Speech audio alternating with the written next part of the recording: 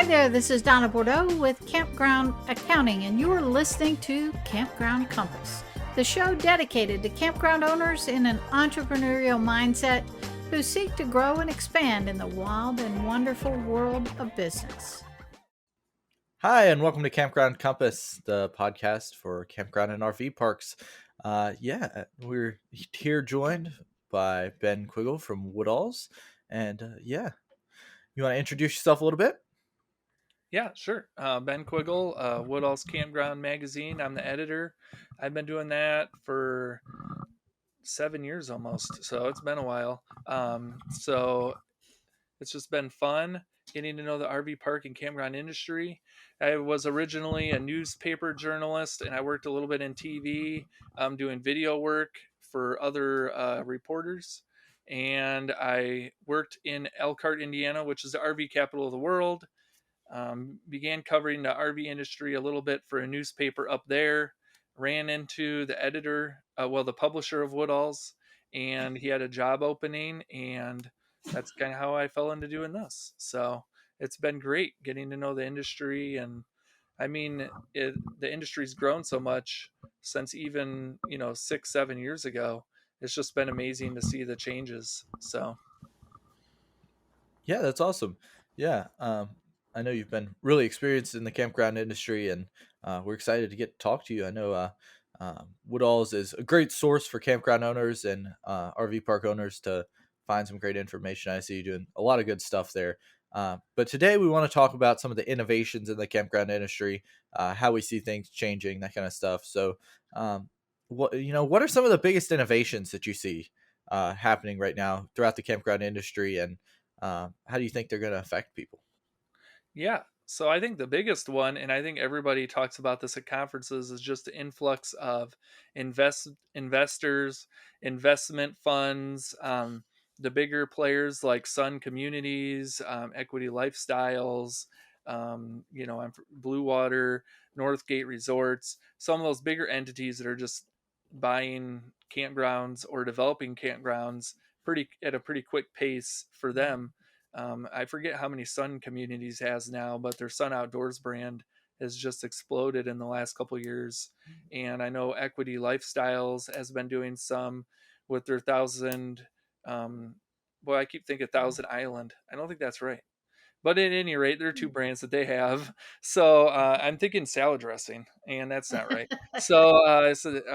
But it's just, I think that's one of the biggest trends. And it's really brought a lot of change to the industry. I think people are a little bit nervous that it's going to become kind of like this high end resort industry, that the prices are going to keep going up, that we're going to price out some of the campers who are at the lower, price level of the market. But I don't know if that's going to be the case. I think, there's plenty for people to do. I think you're always going to have the mom and pop campgrounds and resorts, but you're also going to have these really nice sun outdoor type locations where you've got a ton of amenities, and you're going to be paying $200 a night maybe to stay at those locations. So I think there's stuff for everyone. So And I think that's one Ben, of the biggest trends. So I think one of the things, and you tell me if you're seeing this same thing, is with these new investors coming into the marketplace, it's kind of bringing the playing field up a little bit for everyone. And I think it's also helping the family owned campgrounds realize that they have to increase their prices to remain competitive and be able to do the upfits and the maintenance on the campgrounds and keep the amenities coming that people are going to come to expect as normal now. yeah, I Are you think that's seeing that?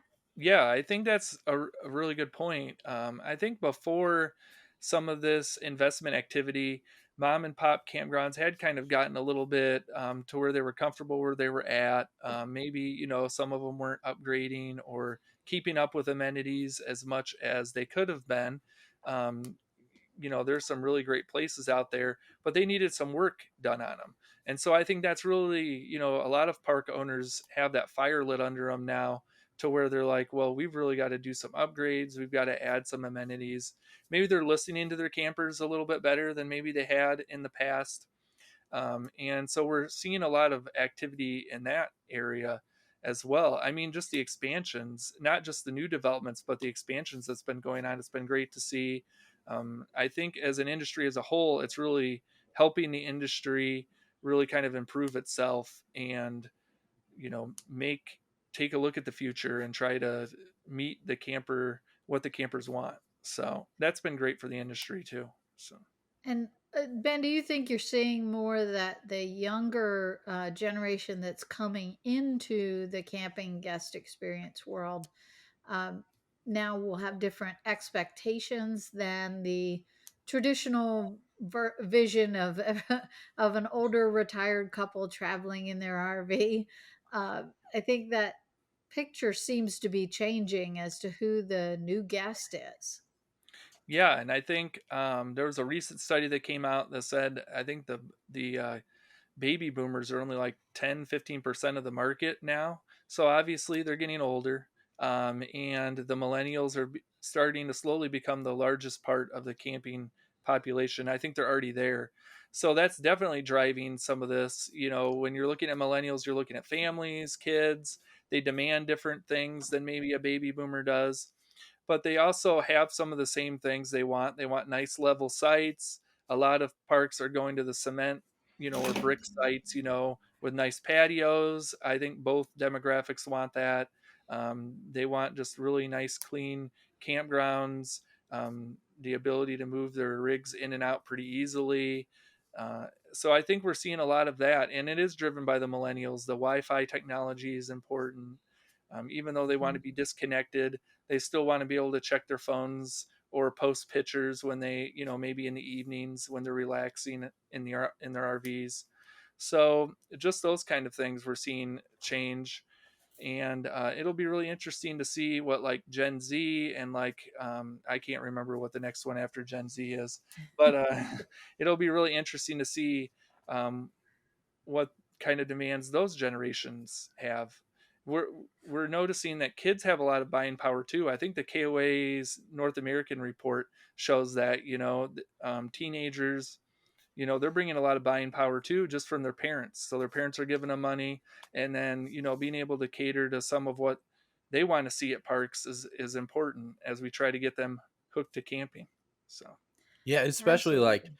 I know nowadays, like I don't go camping as much as I used to because they can go without me because I'm older. But definitely when I was yeah, younger, it would have been there was a lot of different things that I would have liked to have seen at campgrounds and that kind of stuff. And it's definitely changing, as the generations change. I agree 100% with you. Um, that's definitely a big change that has been kind of impacting a lot of And campgrounds. Ben, are you still seeing that the remote work trend is increasing, or has that kind of flattened out since COVID has settled in? We'll say. I think there's still plenty of workers on the road. I think we have a story up on Woodall's CM.com today about traveling nurses. So there's still a lot of traveling like workers that are out there that want like the Wi-Fi and different things. There's still people working from the road, but I think yeah, some of the COVID stuff is catching up. I know we see stories about these workplaces asking people to come back into the office more, but I think there's still going to be a pretty decent size group of people that are working, traveling from the road. Maybe it's not all year. Maybe certain times of the years we see these people more often. I bet you this summer there's going to be a lot of people working from the road as the weather improves. So I don't think those people are going anywhere. It just may not be as prevalent as it was, especially during like the first year of COVID when pretty much everyone worked from home. So Yeah. Yeah. yep. And And are then you seeing? Oh, go ahead. no, go ahead, Donna. I was just going to say, are you seeing the kind of settling in also as well on the manufacturing side? I know from the campground perspective, owners don't always focus their attention all that much on the manufacturing side, except to know if it's going crazy or slowing down. But what are you seeing from the industry side? Yeah, so when we talk to vendors, we're hearing that things are kind of evening out to some degree. I know on the park model RV side, we hear from manufacturers that maybe orders have slowed down a little bit to some degree for down the road, but they still have a pretty decent backlog. I think a lot of them still are 6 months to a year backlog. So they're still remaining pretty busy. On other types of products, the supply chain issues have kind of toned down, so they're able to get the materials that they need to make the products. And the prices to some degree have kind of slowed down too. There are still some price increases, maybe not as big as the last couple of years, but some of that stuff's really slowed down. I think the price of lumber's come down a little bit. So, we're still, the vendors are still pretty busy. It's good to get your orders in if you're going to be ordering anything as soon as possible to make sure that you have it. But things are definitely correcting themselves. On the RV industry side, obviously last year things corrected themselves quite a bit. I think you're starting to see a leveling off on the RV side. um, People aren't buying units as much as they were a couple years ago.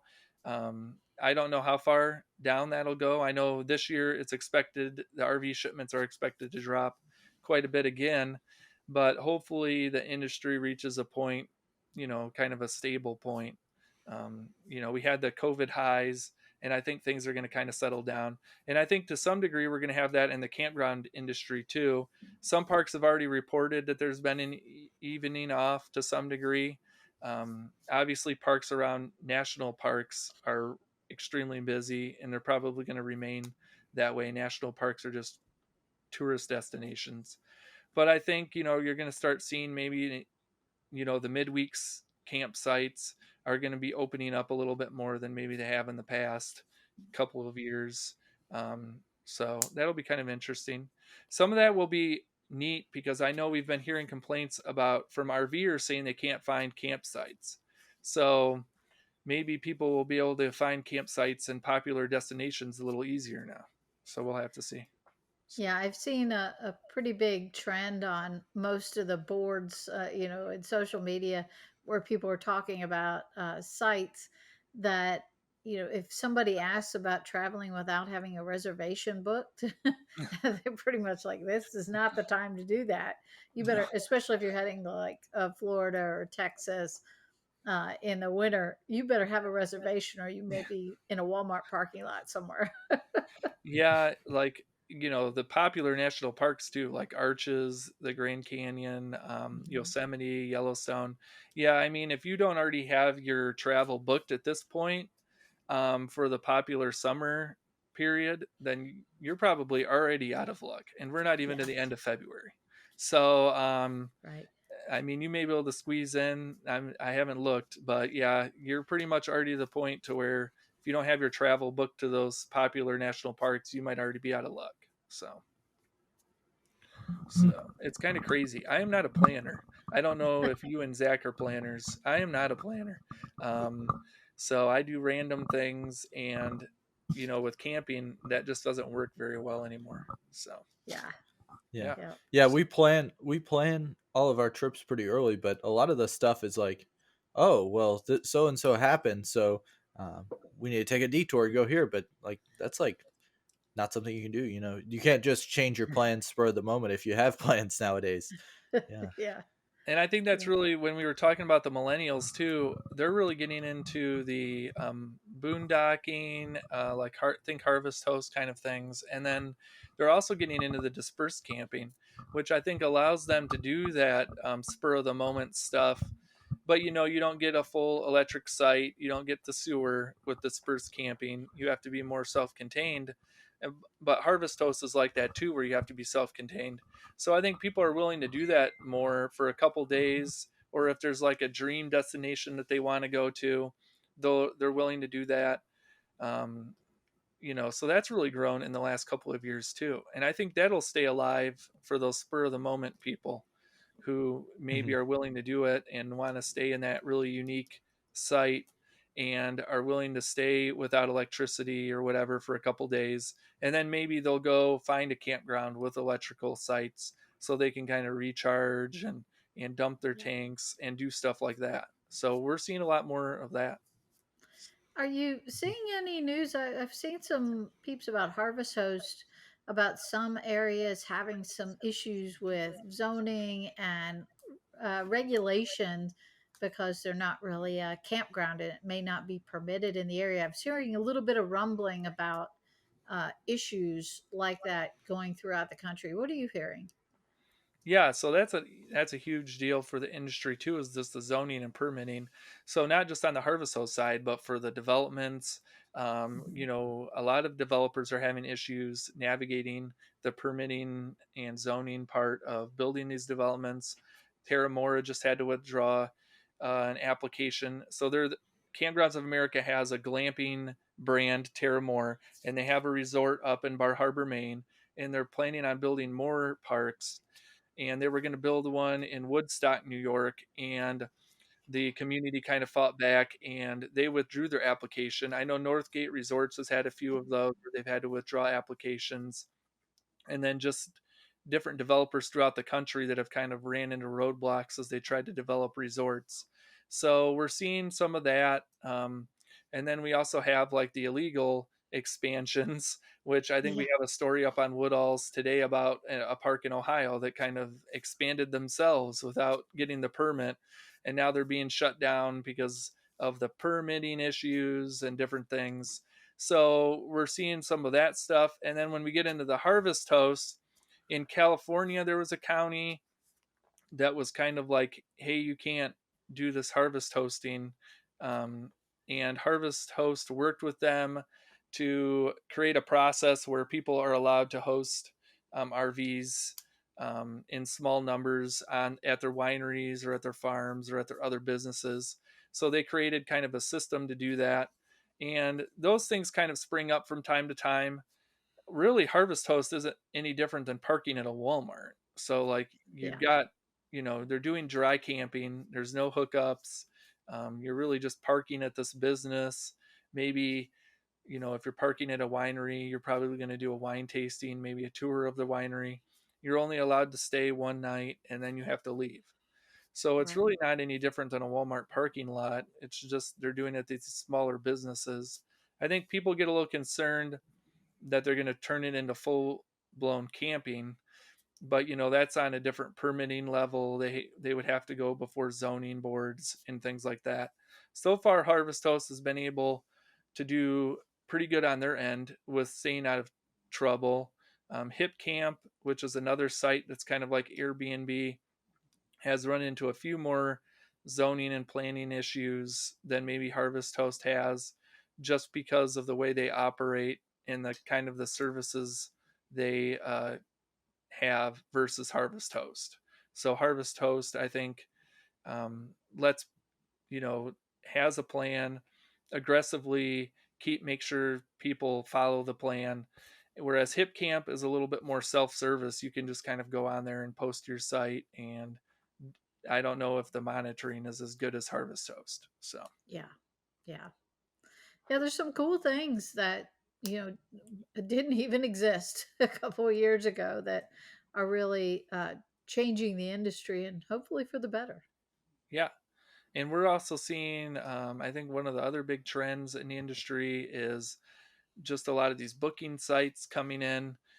So we have, Booking.com, Airbnb, Verbo, some of the bigger ones, and then you have Spot Tonight and Book Outdoors, which just launched this fall.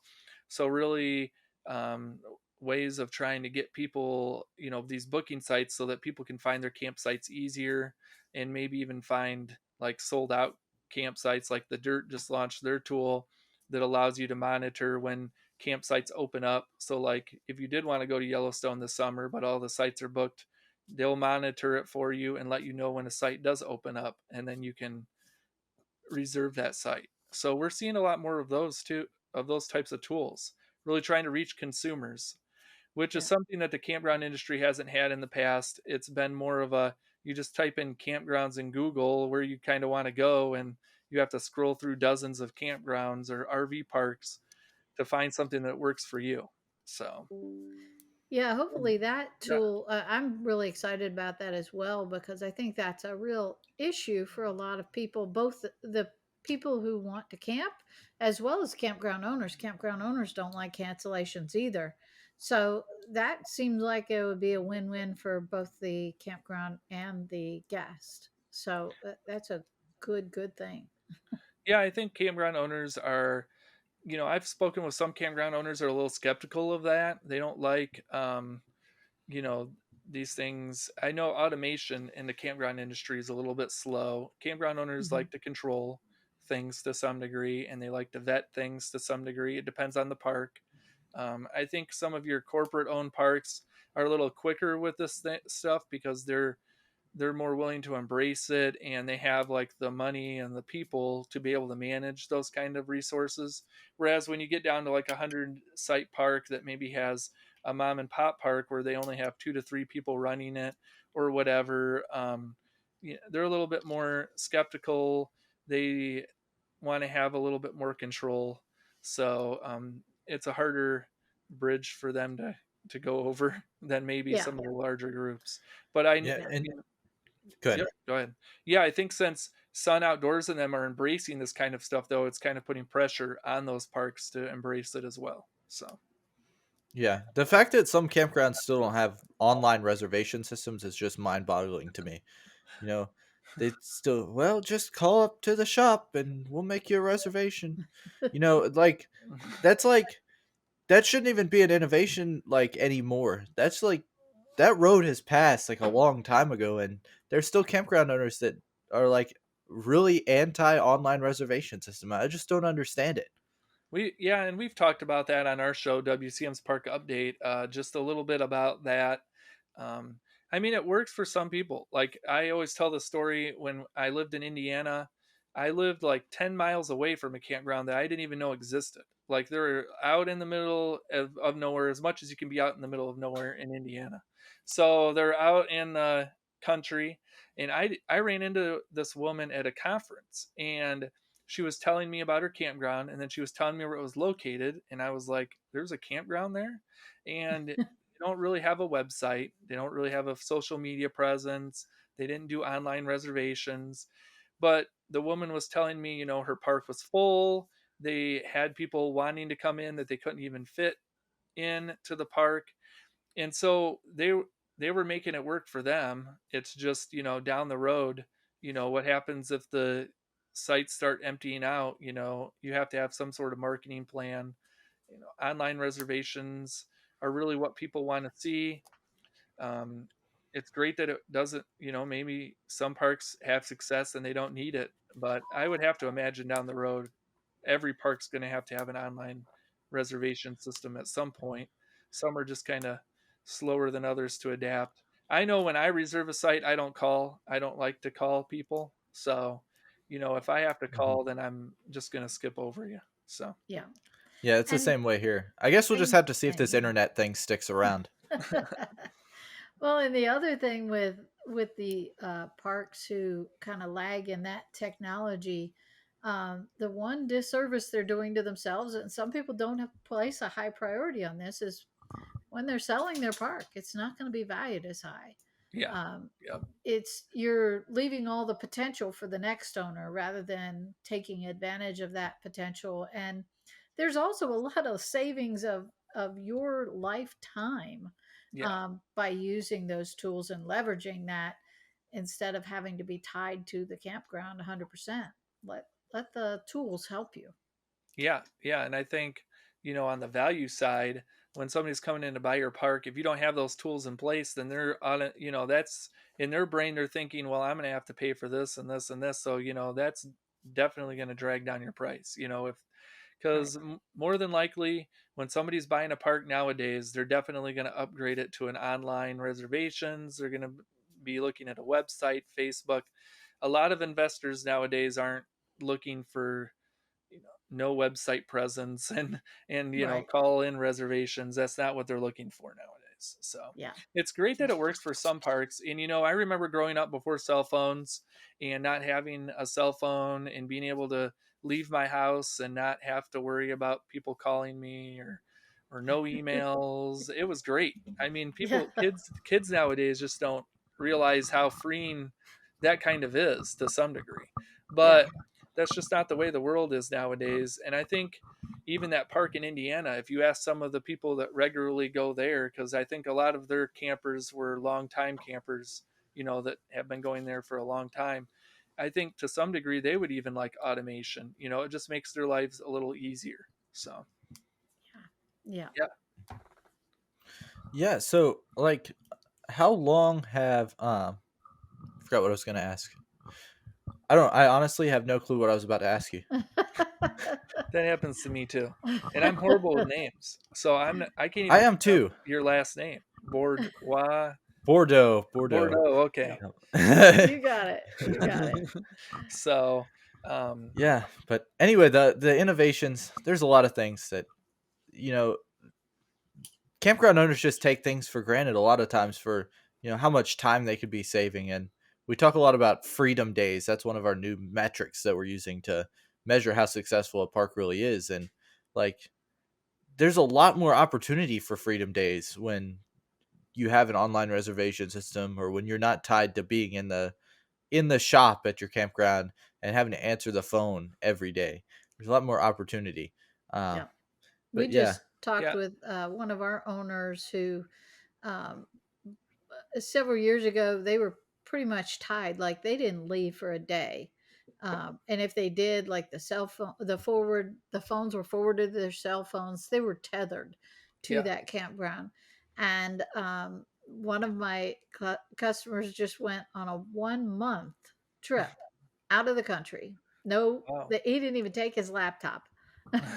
And that not only is it nice to be able to finally get away, but it really clears your head and your brain and lets you be a lot more creative and innovative about thinking about what you're going to do on a daily basis, what your priorities are, and what your long-term perspective is. So that's definitely a metric we are tracking for all of our customers now, is how many freedom days do you get, whether that's just whether that's going across the country to go someplace on vacation, or whether it's taking an afternoon off and going and sitting in a chair on your back patio and reading a book.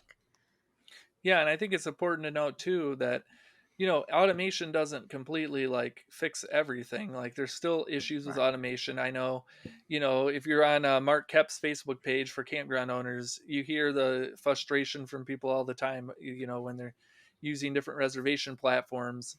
Some of the frustrations that come along with using any type of computer software. So it's not foolproof, but it definitely can help you. Like right now for a lot of northern tier parks, they're closed, but they're still Yeah. able to take in those reservations. The owners don't have to go into the office to sit by the phone and wait for the voicemails to come in. For people who want to reserve a site, they can they can be in Florida and still take in reservations and still make money. Yeah. And I think Absolutely. automation is going to be so important because another trend we're seeing in the industry is that it's just really difficult to find people to work. And when you're looking at a lot of these mom and pop resorts who maybe have 100 sites, but they can't find anybody to hire, so two people are going to have to manage it. When the Right. more automation you have in there, the easier it's going to make your life. That way, you don't have to worry about every single little detail. And even like what you do, Donna, on the accounting side, I mean, it's probably great to have that automation in place so that at the end of the year, you can run those reports, you can get all the data, you can see everything, and you don't have to sit there on an Excel sheet with a calculator and, Right. and Right. type in things. It just does it on its own. So, Yeah. Yeah. Yeah. And okay, I have a $1 million idea, kind of a question. I want to know if you've ever seen this happen in the industry. I'm confused why at least one of the reservation platform systems does not have a service that will answer your phone and make reservations for you. So if you said, obviously we want to push people towards the online reservation, but there's always going to be some people who have to call. They have either questions about something, or they can't get the system to work quite right, or they're not sure about something. So you're always going to have that one element that's still going to be on the phone.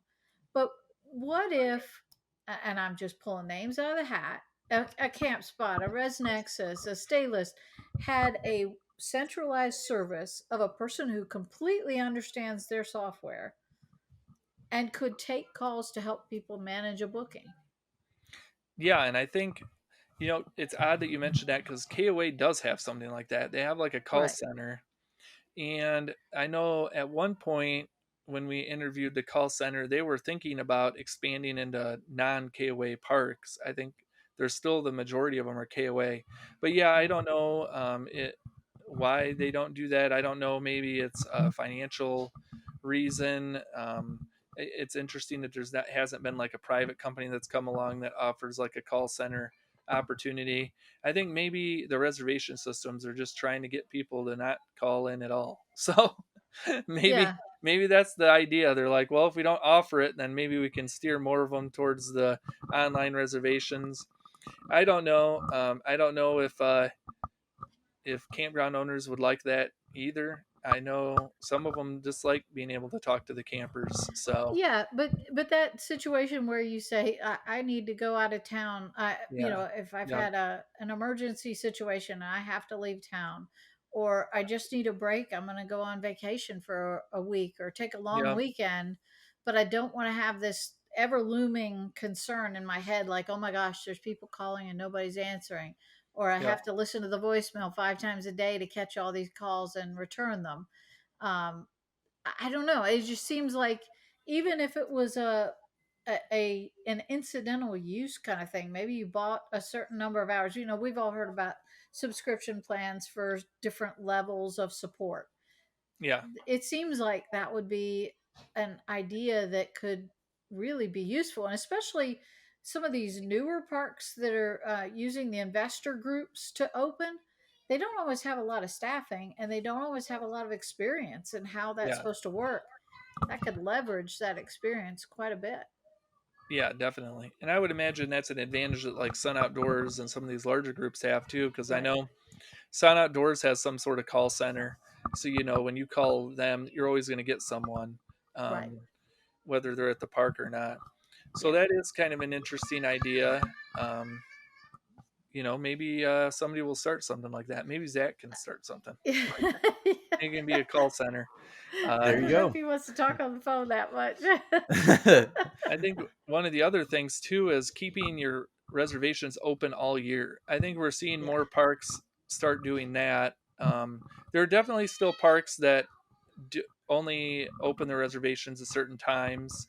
But I think we're starting with the online reservations. It's easier for them just to leave them open all year. Um, People like to book when they leave. Like if you're a Northern Tier park and you're closing for the year, people Right. like to book when they leave your campground for the next year. So being flexible, being able to do that kind of stuff, that also eases your burden in the spring too. So you're getting a lot of your return customers booked before the beginning of the year, and by the time the beginning of the year rolls around, you're just booking new customers. Um, Yeah.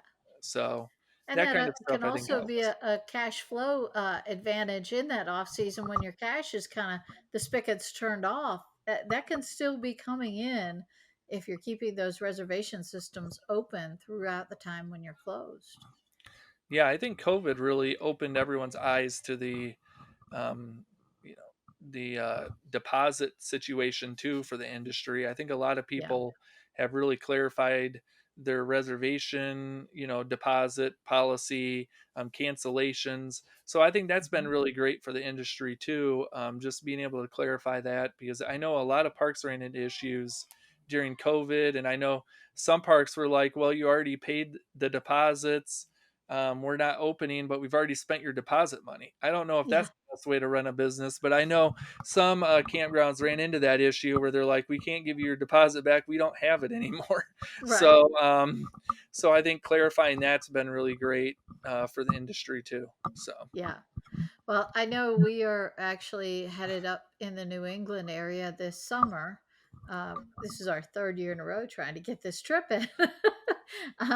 But from a booking standpoint, we can't wait till you open in May if we're going to come in June or yeah, so yeah, my husband does all the booking. So Chad was, that was like his pull out the hair time when he was booking that, because so many of those campgrounds in New Hampshire and Vermont and Connecticut and all of those, if they were closed for the season and not accepting online booking, uh, he's not going to, like, if he's got to book 10 campgrounds, he can't book the one after you until he's got that one secured so he knows what the dates are. Yeah, yeah, So, if you didn't take online booking, we're, we wouldn't be coming because he It's a just huge doesn't have that. opportunity.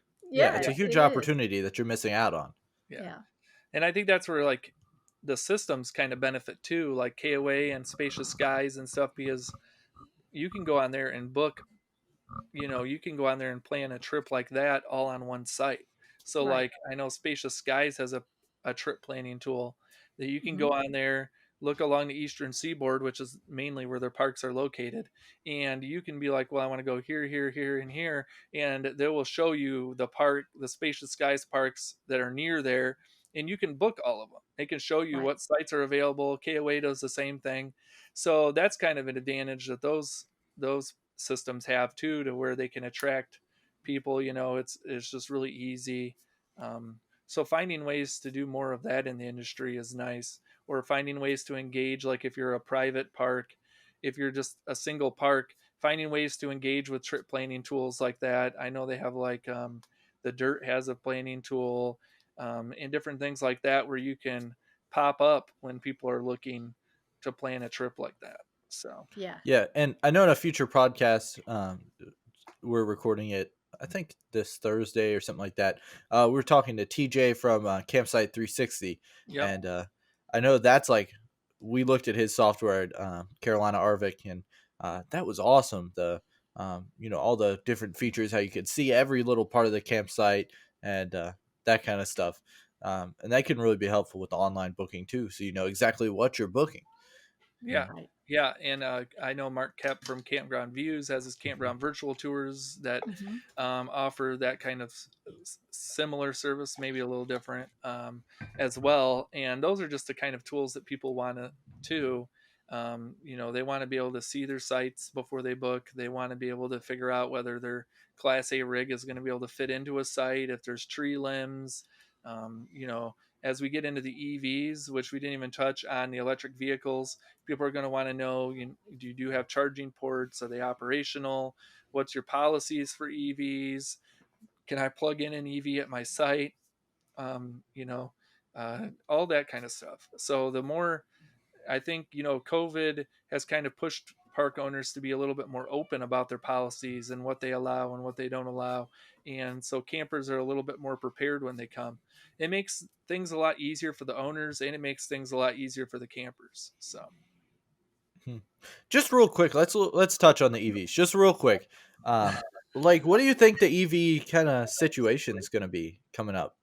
well, I've had entire hour shows on this, Zach. So, uh, e- Yeah. I I just know did. it's a big topic, but I just did a panel on this for the Canadian RV Association at their conference last week. We did an entire panel with Winnebago and the Texas Electric Vehicle whatever it's called down there, agency. But it's going to be amazing. I think it's going to really change by 2030, 2035. For park owners, they're going to start seeing a lot more electric vehicles at their parks. I don't know if the ERV is going to be quite there yet. I know Winnebago's working on an electric RV, a Class B RV, but I don't know what that's the timeline for that. But you're definitely going to be seeing Rivian trucks, Ford trucks towing the towables. They're going to want to be able to plug in their electric vehicle, whether that's at the site or whether you have charging stations that they have to use. Just planning for all of that. I know there are park owners that have put in separate pedestals at each site for electric vehicles. So they're doing that. If you're expecting that you're going to have a ton of electric vehicles, maybe that's the route that you go. If you aren't expecting a ton of electric vehicles, maybe you just have a few charging stations up front, and maybe you schedule those charging stations so that people have an equal opportunity to use them. For a lot of park owners, I think it's just seeing what's coming in and kind of working based off of that. as more electric vehicles begin to come in, maybe you look at more infrastructure upgrades. Right now, maybe you just put in one charging station out front and that works. And then as we get closer to 2035, when a lot of states are saying that they're going to get rid of gas powered, the sale of new gas powered vehicles, and we're probably going to be starting to see a lot more electric vehicles on the roads, then maybe that's when you have to start doing more of those upgrades. So it's going to be interesting. I'm really excited about electric vehicles. I know the older generation is a little skeptical. I know my mom is a little skeptical about electric vehicles. People are worried about the electric grid, which I think is fair. I think the electric grid does need some infrastructure upgrades, and hopefully we work on those. But I know electric vehicles also add power to the grid. So that's kind of an interesting part too. So it'll be really interesting to see. So Yeah, yeah, yeah. I'm excited to see kind of some of the innovations that happen with that. yeah, We're I already The know. seeing fun some part awesome is stuff. really seeing the transformations that the parks make. When I think back to when I was a kid and I went to camp, um, we would go to a particular park in Pennsylvania every summer. We would go for, I don't know, it seemed like we were there for a couple weeks, but it was probably just a few days um, in reality. But that same park is still there. I've actually visited it maybe 10 years ago, and not a Yeah, whole lot changed. And I don't think that's going to be the case moving forward. I think it's kind of we're moving in warp speed for changes. So it's exciting to see that and to help those campgrounds, especially the family owned campgrounds that we focus on, help them kind of not get left behind and make sure that they are part of those transformations. yeah, and I think that's the message when we go to these conferences is you've got to take a look at all this stuff. You don't want to be left behind. Unfortunately, I think there's still a pretty small segment of park owners that are going to be left behind because I mean, let's face it, if you don't even have an online presence at this point, then, how are you adapting and getting ready for EVs or any of this other type of stuff we're talking about? It's going to be it's more of a hill for them to climb at this point. Right. So hopefully they start righting the ship and start looking at some of these opportunities. Um, you don't want to have your head in the sand, and a lot of the park owners we talk with are getting ready for EVs. They're just kind of waiting to see what shows up at their park, and then they're going to go from there, which is probably the best way to handle things at this point.